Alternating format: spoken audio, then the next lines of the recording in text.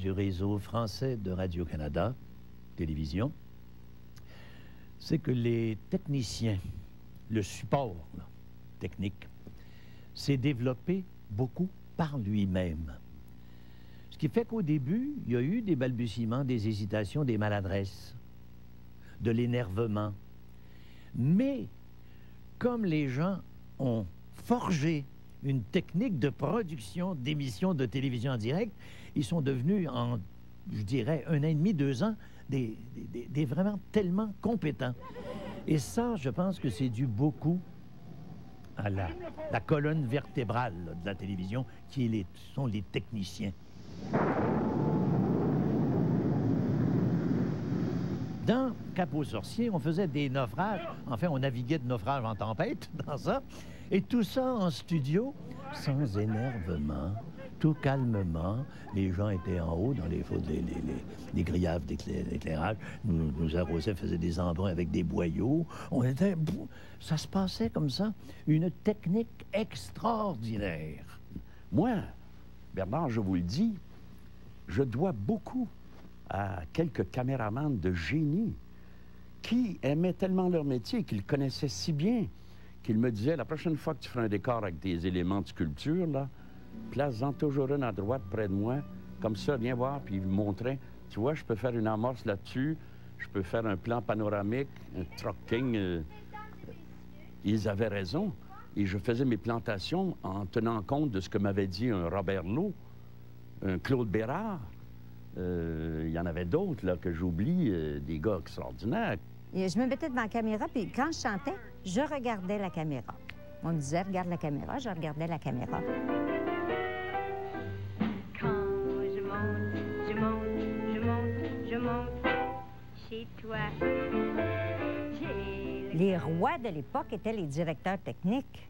C'était pas les réalisateurs. Ils disaient « Ah non, ça se fait pas, ça se fait ». C'était les directeurs techniques qui étaient les rois de la télévision à l'époque. Avant la grève, on vivait sur le ring de la technique parce que les seuls gens qui connaissaient la télévision, c'était les techniciens, les directeurs techniques. Ils nous disaient « Ça, c'est possible, ça, c'est pas possible. Non, ça, fais pas ça, ça marchera pas. » Bon. Et on écoutait parce qu'on connaissait pas. Après avoir marché 70 jours, 69 jours à 20 sous zéro, quand nous sommes rentrés, on a dit non, non, on prend le pouvoir maintenant.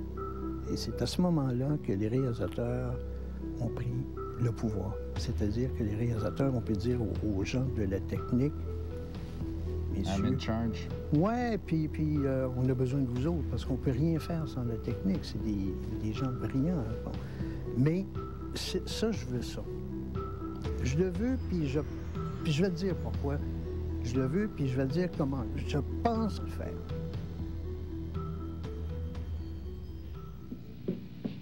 Qu'on irrite de même, c'est pas normal. C'est pas normal. Difficulté temporaire. N'ajustez pas votre appareil.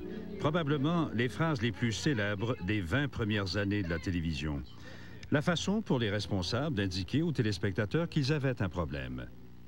Et des problèmes, il y en a eu. Résultat de la rencontre entre deux réalités brutales de la télévision de l'époque. La fragilité et la lourdeur de l'équipement technique. Et la diffusion en direct, le premier grand défi de la télévision. Quand vous répétez des scènes et qu'à un moment donné, vous avez des... Parce qu'on n'avait pas de lentilles comme on a aujourd'hui avec des zooms, c'était de grosses caméras. Alors, déplacer tout ça, et on répétait, et parfois on avait des mouvements difficiles à faire. Et les belles histoires, ça passait à 8 heures. Quand on entendait sur le plateau, là, ici, à Radio-Canada, CBFT, Canal 2, Montréal.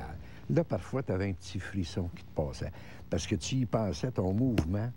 Si tu manques ton mouvement, Joe Public, que j'appelle, le téléspectateur chez lui, là, il voit l'erreur en même temps. Alors ça, c'est assez particulier. Et il y avait un travail d'équipe avec les comédiens, mais incroyable. Puis on s'arrangeait avec le comédien, le perchiste, parce que le type qui prend le son au-dessus des comédiens.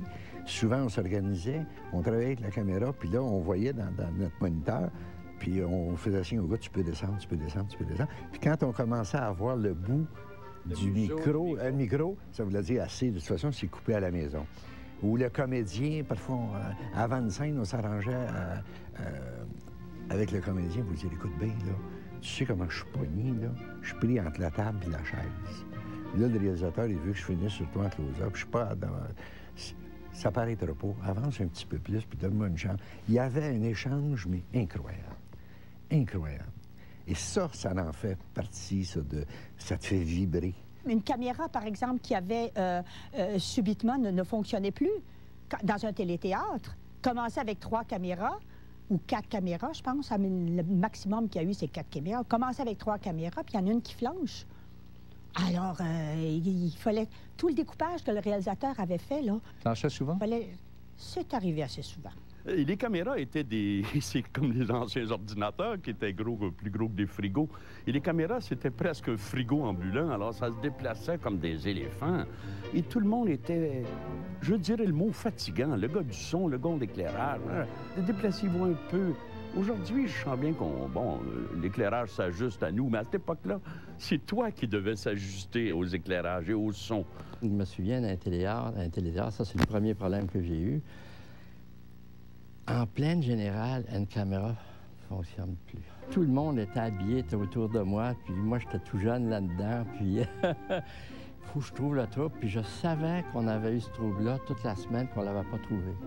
Alors là, tout le monde était en émoi. Morin, qui était le directeur technique à ce moment-là, appelle mes grands patrons, puis moi, pendant ce temps-là, j'essayais de trouver.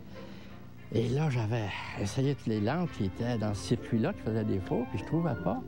Et les gens commençaient à dire, bon, on s'en va chez nous, on n'aura pas à faire le théâtre. Hey, moi, j'étais nerveux, j'étais tout jeune dans le métier. Finalement, j'ai trouvé la lampe qui était bonne, j'ai dû la changer 2 ou 3 fois, je ne me souviens plus. Puis ça fonctionnait. Mais il y avait toujours quelque chose qui faisait défaut.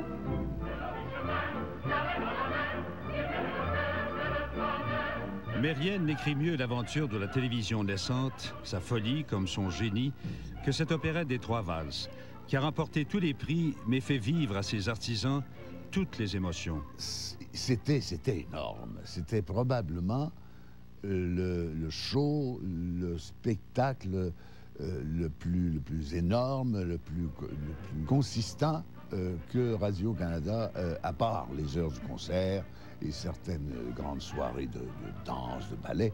Il y avait des chœurs, des chanteurs, il y avait des danseurs, et plusieurs, hein? Il y avait un orchestre de peut-être 40 ou 50 musiciens, au moins. Enfin bref, c'était tellement compliqué comme spectacle qu'on n'avait pas réussi à faire une générale. C'est vrai ce que l'on dit? À présent, tu nous trompes avec les femmes du monde. Ah, vous nous trompez bien avec vos cochers. Ça veut dire? Qu'on a parfois besoin de retrouver les siens. Bref, on s'en bat. Hein? Et c'est là où, pour la première fois, par exemple, entre autres, on m'a déculotté sur l'air, c'est-à-dire que je n'avais pas le temps de changer de costume entre 2 scènes. Et Madame Lullier, qui était une Française costumière, me dit, bon, il n'y a qu'une solution. Il faut déjà commencer à enlever le vêtement que vous portez. Et elle me dit, si tu es coupé là, moi je me glisse à 4 pattes, je vais déjà t'enlever le pantalon, hein, pendant que vous jouez, c'est commode, tu sais. Et puis, une fois ça terminé, bon, j'aurais plus qu'à te mettre la redingote, enfin le costume, l'aube. Ça marchait, mais figurez-vous que pendant... Enfin, on l'a fait.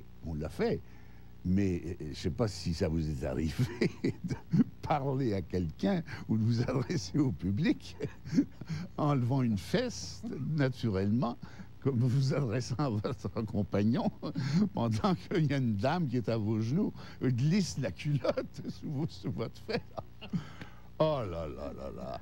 Je suis peut-être mal placé ou bien placé pour parler du direct, parce que moi, j'ai adoré faire du direct. En fait, je n'ai presque connu que ça dans ma carrière de réalisateur. Il faut que tu sois en pleine possession de tous tes moyens. La technique n'était pas à toute épreuve et la réalisation non plus. Vous ne me l'avez pas donné. Comment l'aurais-je perdu?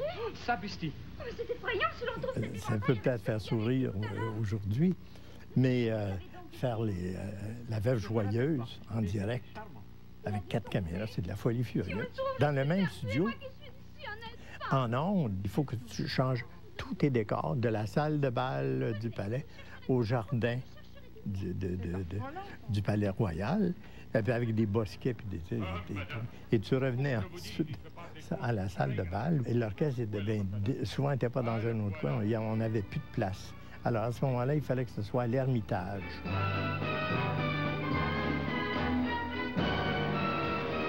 Et là, ça voulait dire qu'au niveau câblage, d'abord, ça prenait une caméra unique sur le chef d'orchestre pour nos chers chanteurs, n'est-ce pas?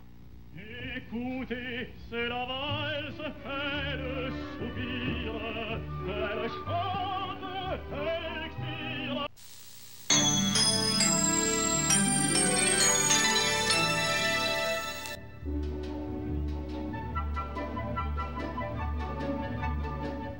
Il y a les défaillances techniques, les problèmes, les bricolages de dernière minute. Mais il y a aussi les trouvailles et les avancées technologiques qui arrivent d'ailleurs la plupart du temps dans les émissions de sport, qui sont un peu l'avant-garde de la technologie. Là, on a fait le premier ski qui s'est fait, au Canada, puis aux États-Unis, ils ne l'avaient pas fait. Les Américains sont venus. Offord, première compétition de ski. Compétition. Ça ne s'est jamais fait aux États-Unis, ni en Europe, ni nulle part ailleurs. Alors? Ce qu'on a cru, parce qu'on a vérifié avec Giguère à ce moment-là, les Américains n'ont pas voulu le faire. Pourquoi? C'était trop compliqué. Il n'avait jamais été fait. Dans la montagne, au froid, 40 en bas de zéro, quelque chose, hein? Alors, vous avez dit, ça se fait. Mon patron, il dit, moi, quand quelqu'un me dit quelque chose, ça se fait pas, je le fais. Alors, comment vous y êtes pris? Ah ben là, on s'est pris, on a fait des tentes. J'ai fait des tentes dans la montagne avec des bases en bois. On a monté l'équipement avec des, pas des snowcats, mais des bombardiers dans ce temps-là. Et on avait des petites génératrices à chaque endroit pour alimenter le voltage. C'était des génératrices à 2,5 kW qui alimentaient complètement notre système. Donc, il s'agissait de montrer tout le parcours de ski, là, de l'épreuve. Il y a combien de caméras? Là, il y avait 4 caméras dans la montagne, oui. Et puis il y a 2 caméras en bas. Alors, ça la grosse production. La grosse production. Alors, c'était quelque chose. La première fois qu'on a commencé, je pense qu'on a commencé avec 2 caméras en bas, les autres ne marchaient pas. Mais on a réussi à les faire fonctionner. Et alors, c'est ça. Chaque sillon était envoyé en bas par micro-ondes, et puis qui rentrait dans mon aiguillère, là, trafiquée, puis on aiguillait. Il y avait aussi la nourriture, parce que nous autres, on travaillait dans la montagne, mais je ne pouvais pas descendre mes gens pour aller au restaurant puis revenir. Hein? Ouais. Alors, la première année, on avait envoyé ça par des skieurs, mais c'était des tartines et tout ça. Alors, c'était pas trop fort pour la nourriture, ouais. Parce que les gens travaillaient fort, hein? Alors, les années suivantes, on amenait des barbecues, puis on était organisés, mes chauffeurs allaient chercher le steak, puis alors, c'était quelque chose. Mais la première grande révolution technologique de la télévision, c'est le ruban magnétoscopique, qui va permettre de s'affranchir des imprévus du direct, permettre aussi de travailler l'image. Avec le magnétoscope, on ne perdait pas de qualité, à peu près pas de qualité, quand on enregistrait. Donc, quand on faisait jouer le ruban magnétoscopique, on pouvait se tromper à savoir si c'était en direct ou non. Et ça permettait de reprendre des tournages. Si on avait fait une erreur ou s'il y avait quelque chose qui avait mal fonctionné, on pouvait le reprendre et faire du montage par la suite. D'ailleurs, les premières reprises au hockey se sont faites avec ça, avec le magnétoscope. On avait 2 magnétoscopes. On prenait le ruban qui passait dans un magnétoscope, on y faisait un grand détour, puis on avait un magnétoscope à côté qui, lui, repassait le même ruban, mais en lecture, 12 secondes après. Alors, s'il y avait un événement qui s'était passé qui était digne d'une reprise, alors on n'avait qu'à sélectionner la sortie du 2e magnétoscope pour voir pas le ralenti, mais voir la reprise. Ça, c'était une évolution intéressante. Mais ça changeait complètement la couverture, au fond. Ben oui, parce qu'on pouvait revoir. Quand tu as un but puis tu n'as pas regardé là, bien là, tu le revois puis tu essaies d'analyser. Comment avez-vous vécu l'arrivée de la magnétoscopie, de la possibilité d'enregistrer? Est-ce que c'était... Bon, il faut vous dire qu'au début, les réalisateurs nous défendaient de reprendre. Ils enregistraient une scène, c'était comme si c'était en direct, parce qu'ils ne voulaient pas être pris à faire du montage, c'était beaucoup plus compliqué. Alors, on développait des trucs, évidemment. À un moment donné, un petit bafouillage, puis tout à coup, un éternuement. On est obligé de recommencer. Attention, les gars, attention. Il faut arriver à telle heure, il faut finir à telle heure, pour pas que ça passe. Une émission couleur de Radio-Canada. Mais pour les téléspectateurs, le premier grand bouleversement de la télévision, c'est la couleur. On n'a pas idée des efforts et de l'ingéniosité qu'il a fallu pour que l'image de la télé soit en couleur, comme dans la vraie vie, et surtout pour que la couleur soit la bonne. L'arrivée de la couleur, ça a été un choc. On s'est dit, mon Dieu, comment on va y arriver, nous qui faisions toutes sortes d'astuces pour jouer sur les innombrables gris.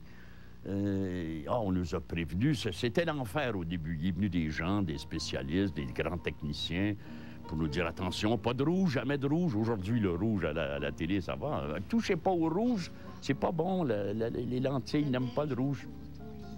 Faites attention au bleu. Et puis, alors, on nous a tellement prévenus qu'on avait peur de la couleur. Et tranquillement, au bout même de quelques mois, même pas au bout de quelques années, on s'est vu que, comme disent les jeunes, il n'y avait rien là. La couleur, c'était comme le noir et blanc. Mais ça avait été chlac. Et les gens ne se rendent pas compte la beauté que ça a été, le bonheur que ça a été de voir enfin les choses en couleur. Ce sont des caméras qui demandaient énormément d'éclairage. Dans ce temps-là, on calculait ça par pied chandelle. Ça prenait à peu près 250 pieds chandelle. Je vais vous raconter une anecdote qui est exacte. Vous aviez Lon Worsley qui gardait les buts du Canadien dans ce temps-là. Et puis, évidemment, l'éclairage se faisait, s'allumait uniquement pour les matchs. Alors, puis Worsley critiquait toujours quand il y avait un but que c'était à cause de l'éclairage, il avait perdu la rondelle, enfin, un tas de trucs. Alors, les gars, ils ont dit maintenant, pendant les pratiques, on va fermer l'éclairage. Là, ils ne voyaient même plus la rondelle du tout. Alors, il a fallu qu'il allume la nuit. L'arrivée de la couleur a vraiment propulsé. C'était ça le départ d'avoir 2 téléviseurs dans la maison. Avant, tu n'avais rien qu'un. Mais là, tu avais ton vieux noir et blanc, puis tu faisais un investissement en couleur, puis dans le fond, tu disais, pas pour jeter en noir et blanc, puis tu avais du service en noir et blanc, puis tu avais du service en couleur, puis tu aimais ça, puis là, tranquillement, tu disais, hey, c'est le fun d'avoir 2 TV, tu sais. En avant, marche! Pendant les 25 premières années, c'est au film qu'on doit les grandes scènes extérieures de nos émissions dramatiques.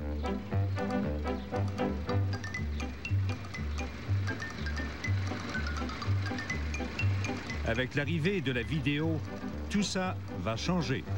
Ah, moi, je me disais, la vie, ça se passe pas seulement dans des cuisines. Ces gens-là travaillent. Un exemple plus facile, prenons le temps d'une paix. Mais le temps d'une paix, ça se fait sur les fermes, à la campagne, les villages, puis tout ça. Mon Dieu Seigneur, pas pour faire des scènes d'une cuisine, et puis dans le salon, quand on raconte l'histoire de fermiers, puis tout ça, quand on coupe les foins, moi, je veux montrer comment ça se faisait dans le temps. Puis tout. La vie se passe à l'extérieur, à la campagne, sur une terre, sur une ferme. On sait pas qu'on pourrait laisser Joseph Arthur puis Yvon faire tout le prix? Ils sont bien mieux que les machines que nous autres. Ah, ça dit pas le contraire. Mais j'ai dit à Joseph Arthur qu'il pouvait nous aider. Pas de tout faire. Autrement, il pourrait ambitionner.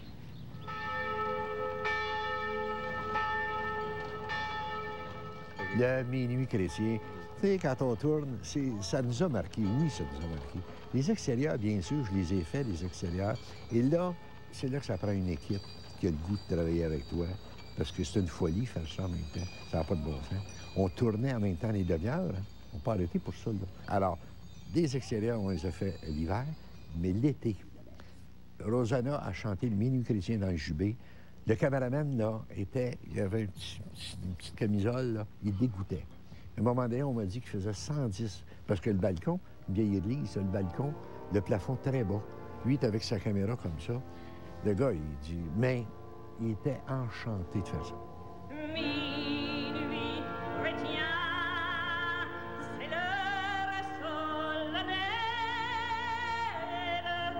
solennelle. Joseph Arthur, avec son capot de chat, au mois de juillet, il passait pour un spécial aussi. Les gens qui venaient visiter, parce que c'était Sainte-Agnès, ça c'est une église d'époque, historique. Les gens qui venaient visiter, ils devaient dire que c'est une gang de malades. T'sais. Mais c'est ça que quand on arrive avec un groupe de personnes qui disent « Hey, c'est beau, ce qu'on va faire, puis ça va être bon », vous pouvez faire n'importe quoi.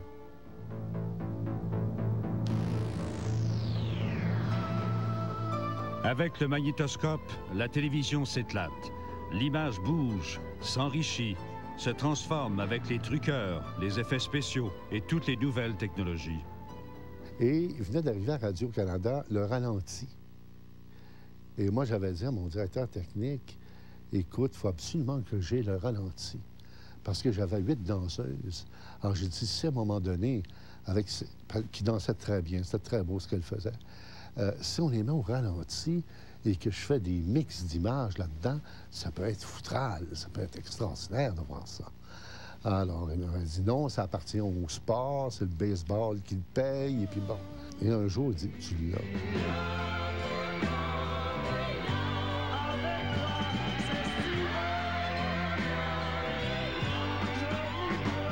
Et là, ça a été une folie, c'était un plaisir de pouvoir jouer avec l'image aussi. Évidemment, c'était de la technique, mais je découvrais quelque chose là aussi. Je me disais, de voir tous ces mouvements, il y en avait 8 en scène qui dansaient, et c'était tellement beau que de mettre ça au ralenti à un moment donné et de mixer les images, que ça pourrait pas faire autrement que d'être beau. Et mon premier show ici à Radio-Canada, le gros variété, c'est avec Diane Dufresne, à la Maisonneuve, où c'est là que j'ai apporté le système avec les caméras ISO. J'avais 8 caméras, puis il y en avait 3 qui étaient sur des VTR à part. C'est-à-dire qu'avec une caméra, on pouvait prendre un angle de Diane Dufresne pendant tout le spectacle. Alors, j'avais enregistré sur 5 magnétos, sur 5 enregistreuses. Ça, c'est une première. S'ils ne savaient pas ce que je faisais. Alors, il disait, mais pourquoi tu fais ça? Je disais, parce que en montage, je peux faire des composites. Je peux composer l'image avec ce que j'ai. Là, les gars, ils ont dit, mais là, pourquoi tu fais ça? Ça n'a pas de bon sens. Je me suis fait accuser je ne peux pas dire ça, de peureux, tu sais. Monsieur se protège avec beaucoup d'images. Il va manquer son coup. Et aujourd'hui, c'est la norme. Le show de Diane Dufresne, je le regarde aujourd'hui, il n'a pas vieilli. Mais les effets, il y a 16 images d'elle à un moment donné, là, tu sais, qui chantent en même temps les petits carreaux. C'était le NEC qui faisait ça à l'époque. C'était de la folie visuelle. Aujourd'hui, on regarde ça, on dit, écoute, il est fou, lui. Il n'avait pas de bon sens. Il y avait trop d'images pour ce qu'elle chantait.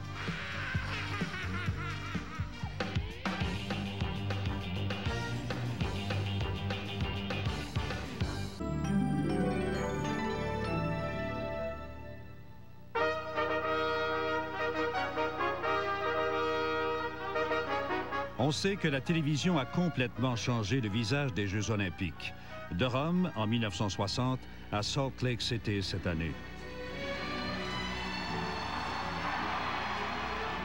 Sont apparues ou ont pris la première place les disciplines spectaculaires qui plaisent à la télé. Les autres disparaissent progressivement. Mais à l'inverse, ce qui est tout aussi vrai, c'est que les Olympiques ont changé la télévision. Depuis 40 ans, c'est aux Jeux que sont testées les nouvelles technologies qui révolutionnent la façon de faire la télévision. Et Radio-Canada est à l'avant-garde de cette évolution depuis les tout premiers Jeux télévisés. Il s'agit d'un moment historique dans le domaine des communications avec l'utilisation du satellite 53 qui permettra à l'Amérique et à l'Europe d'assister à ces Jeux par le truchement de la télévision de façon quasi simultanée en tenant compte du décalage des heures. La première grande couverture, en fait, des Jeux olympiques qu'on ait faite à Radio-Canada, ça a été en 1964. Évidemment, on était à Rome en 1960 et on était aussi à Squaw Valley, pas moi, là, à Squaw Valley, mais la première grande ouverture, ça a été Tokyo en 1964, où est né le satellite. On a utilisé pour la première fois le satellite et aussi où est né les reprises. Alors ça, c'était absolument extraordinaire. Le satellite, c'était uniquement pour l'image à ce moment-là. Le son, c'était différent. C'était un câble sous-marin qui était installé, demandez-moi pas où. Là, je sais que ça partait de Tokyo pour s'en aller à Guam et finalement aboutir en Californie et à Montréal. Sauf que le câble sous-marin s'est brisé à un moment donné. Alors qu'on avait des images extraordinaires par satellite et en direct, le son était pourri. Oui, c'était le téléphone. C'est le départ et c'est réussi. Harry Jerome court très rapidement. C'est juste qui est en tête en moment. Jerome en troisième. Hayes le premier. Jérôme finit troisième. En deuxième... Mais il reste que les jeux comme tels, indépendamment du coût, le déroulement des Jeux de 76 à Montréal, vous en êtes extrêmement fiers. Ah, très, très fiers. Et puis là, vraiment, là, c'était ça, là, pour un commentateur, c'était la satisfaction totale. Vous imaginez, on avait quoi, 14 heures, 15 heures d'antenne tous les jours. C'était du direct mur à mur. Que les jeux précédents, on pouvait faire 2 heures le samedi, 2 heures le dimanche, puis des résumés d'1 heure en fin de soirée. Mais là, c'était l'antenne. Ça a été le bonheur total pendant toute la durée des Jeux. J'ai donc le bonheur de vous accueillir, au nom de tous mes camarades de Radio-Canada, tous ceux qui participeront de près ou de loin à la présentation de ces quelques 225 heures de reportage, dont la plupart en direct au cours des 2 prochaines semaines. C'est dans les moments pareils que l'on peut parfois se féliciter.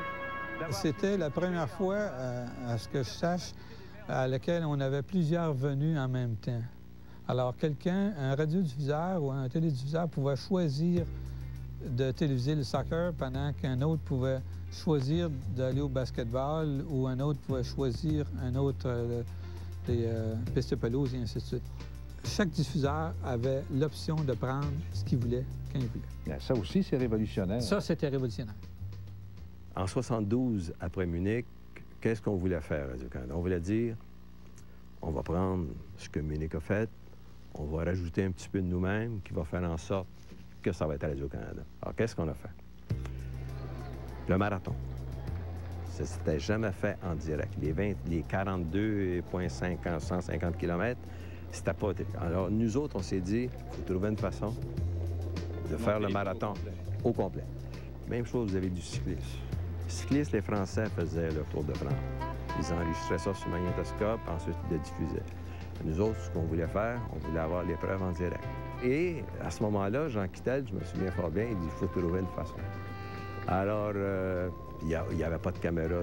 Alors, ce qu'on a fait, il y avait la fameuse petite voiture, l'autocaméra, bien, c'est Quittel, avec l'école d'automobile sur la rue Saint-Denis. C'est une Volkswagen qu'on a démolie complètement à l'école d'automobile. Mon beau-frère était directeur là-bas, alors ça a été assez facile avec les professeurs. Ils ont fait une autocaméra comme on voulait. On avait enlevé toute la carrosserie et on avait remis ce qu'on avait besoin pour la rendre opérationnelle. On avait un siège pour le conducteur, un siège pour le caméraman qui était juste en arrière. Il y avait un pied ou un support pour mettre la caméra. Le gros problème, c'était le signal. Comment on allait envoyer le signal chez nous? On savait qu'on pouvait le faire par hélicoptère, mais on n'avait pas l'équipement. On a fait l'antenne avec des boîtes qu'on faisait pour les transports, des boîtes pylon en aluminium. On a fait le test, ça a fonctionné. C'était transmis par micro-ondes jusqu'à l'hélicoptère. L'hélicoptère recevait ce signal-là de l'auto, qu'on appelait l'autocaméra, et faisait une sélection entre la caméra d'hélicoptère ou la caméra du sol, et on retransmettait à un point de réception. Ce point-là de réception, il alimentait le quart de reportage qui, lui, avait l'image en direct, en mouvement. Je pense que Radio-Canada a acquis ses lettres de noblesse dans la couverture. Tout le monde rendait hommage au personnel, quel qu'il soit, le personnel technique qui a été remarquable, tout le monde, les commentateurs, parce que nous étions, on faisait les images aussi pour le monde entier. Alors donc, ça a été une très, très grosse entreprise. Et je pense que dans toute l'histoire de Radio-Canada, ça a été un des grands, il y en a eu plusieurs, mais ça a été un des grands succès. Je regardais les derniers Olympiques et puis ils ont encore les mêmes principes d'opération. Ils ont des technologies plus raffinées. On voyait la caméra qui suit les nageurs, qui suit les coureurs. On voit les caméras qui sont vraiment bien faites là, dans un dôme en plastique blanc, qui sont à peine visibles. On les voit parce que nous autres, on est dans le métier puis on cherche ça. Mais le public s'en rend pas compte, puis ça voyage automatiquement. Mais c'était le même principe qu'on avait mis en place en 1976. Avec des caméras beaucoup plus miniaturisées maintenant, avec des transmissions beaucoup plus fiables, avec des signaux numériques, puis ils ont beaucoup plus de caméras. Ensuite, actuellement, Bilonok, qu'on vient de voir lancer, est en 4e position.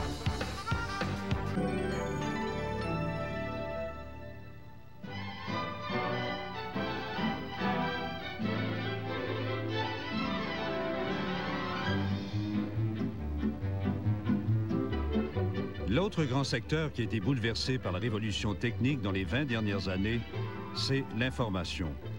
Avec la capacité multipliée de capter l'événement dans son ampleur, sa richesse, ses nuances, de le transmettre de partout, de plus en plus vite. Tout ça avec un maximum de qualité visuelle et sonore. À Londres, un programme d'urgence pour éviter l'effondrement économique des îles Falkland. Au début des années 70, la caméra est devenue portative, le son, tu trouvais une façon d'avoir un micro qui était après ta caméra. Donc, tu pouvais faire une captation de son, tu pouvais faire des entrevues, mais là, tranquillement, se développait le son d'ambiance, tu sais.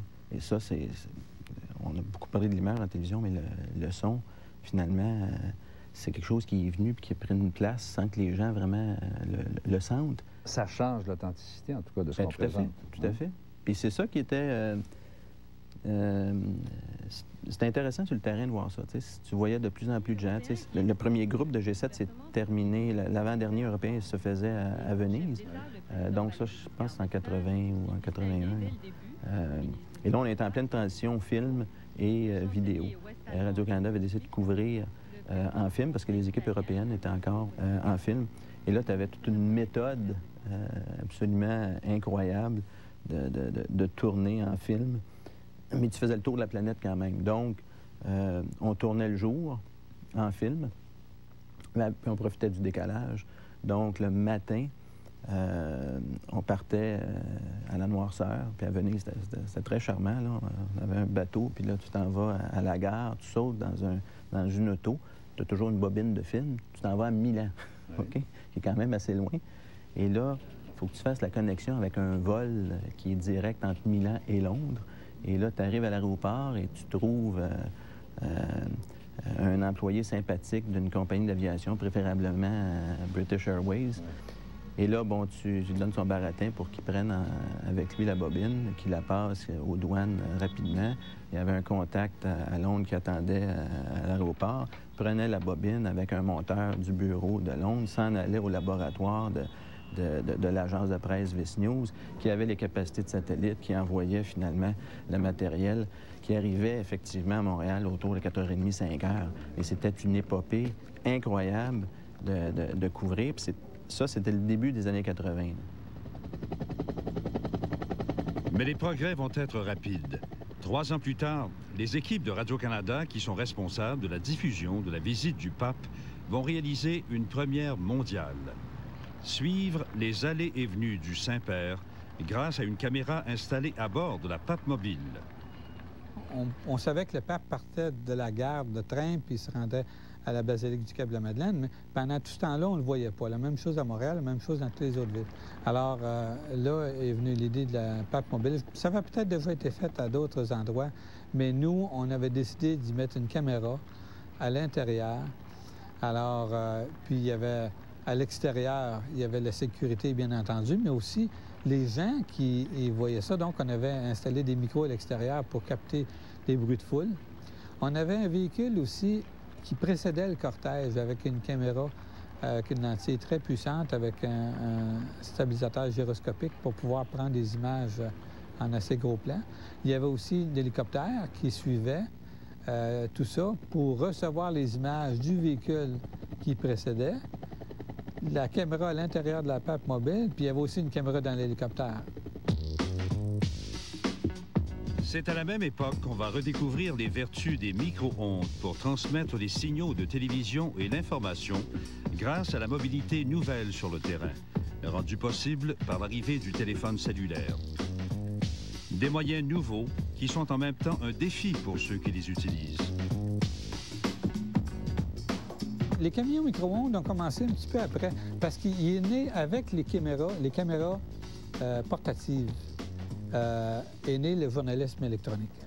Alors, avec le journalisme électronique, on allait sur place, et puis là, on avait une cassette, donc on n'avait pas à développer le film ou à faire le traitement du film. C'était déjà plus rapide. Une fois qu'on a maîtrisé cette technologie-là, ce qu'il s'agissait de faire, c'est de transmettre l'image par ondes hertziennes, par micro-ondes. Alors, à ce moment-là, on est en direct. Alors, depuis RDI, Et même un petit peu avant, on a commencé à avoir des véhicules qui transmettaient l'image sur place, qui donnent des images. C'est ça qu'on veut voir, on veut savoir ce qui se passe au moment où ça se passe. Avant, on le voyait après. Il y a eu un apprentissage, évidemment, depuis 1995. Les gens se rendent compte que ça, ils savent. C'est très difficile d'être en direct tout le temps, de ne pas pouvoir préparer une intervention. Vous êtes sur les lieux d'un événement, vous n'avez pas le temps de préparer des interventions pendant 3 heures. Les gens veulent le savoir tout de suite, il faut aller en ondes. Donc, il faut essayer de se restreindre. Et ça, plus ça va, mieux ça va. Parce que ça s'apprend. On pouvait être en plein milieu des territoires occupés dans une zone complètement désertique sans communication. Le téléphone sonnait. News World me disait, écoute, il se passe quelque chose dans la bande de Gaza, à je ne sais combien de kilomètres de là. Voici les images que nous avons. Peux-tu me faire une voix pour m'expliquer ce qui se passe?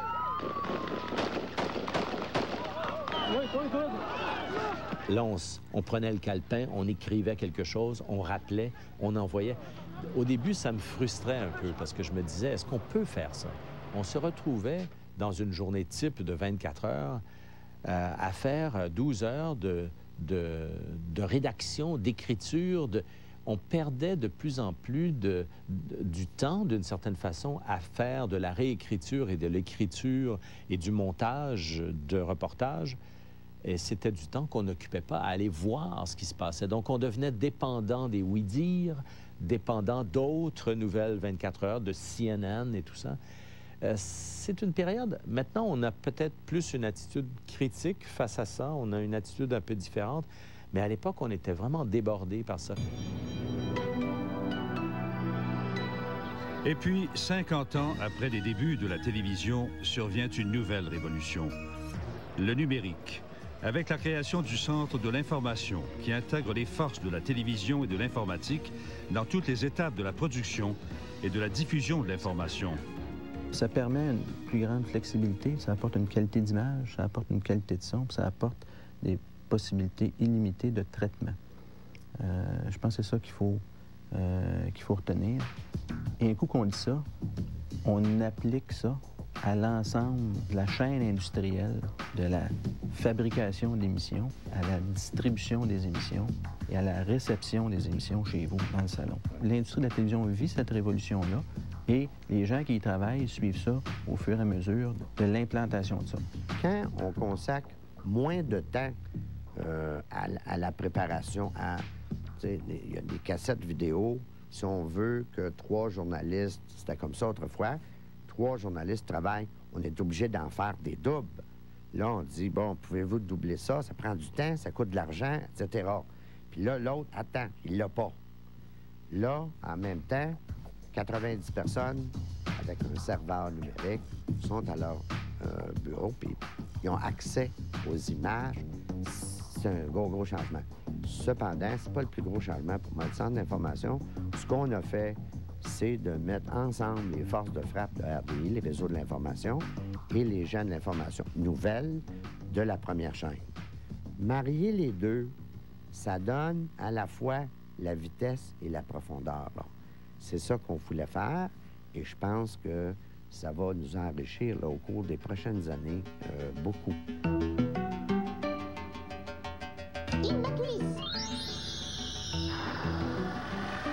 La révolution numérique va maintenant déborder le secteur de l'information, s'étendre au reste de la programmation et toucher tous les aspects de la production télévisuelle qui vit maintenant la convergence de toutes les technologies.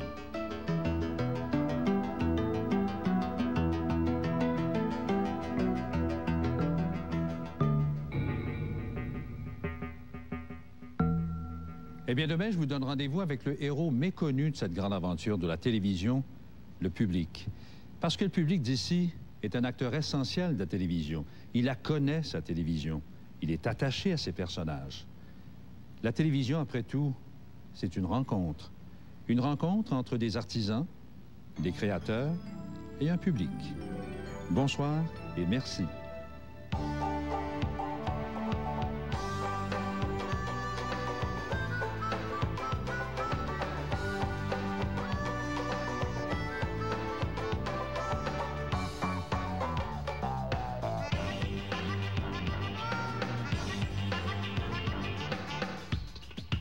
Si je dis Radio-Canada, qu'est-ce que ça vous inspire? Radio-Canada, c'est ma vie, c'est ma carrière, c'est extraordinaire pour moi. Ça a été le développement de la technologie. C'était tout, Radio-Canada. Radio-Canada, pour moi, c'est la maison de télévision, la maison de télévision au monde. Ça m'inspire la tête de fil, ça m'inspire le nec plus ultra.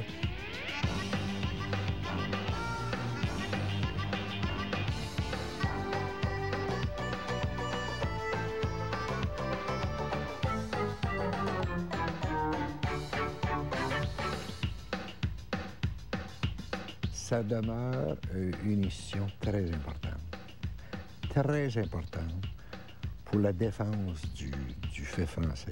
Que ce soit la plus petite émission que vous aviez à faire, que ce soit les Jeux olympiques, que ce soit le hockey, que ce soit n'importe quoi, les gens étaient dédiés. C'est une institution noble qui fait bien les choses.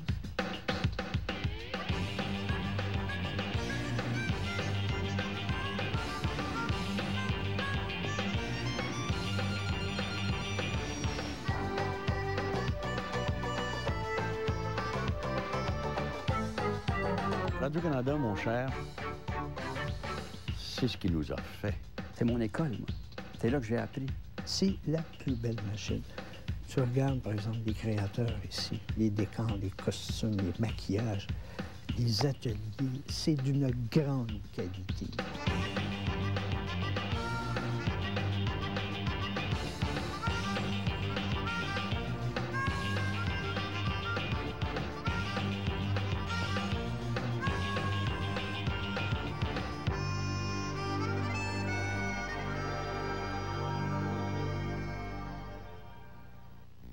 Ici Radio-Canada, depuis 50 ans.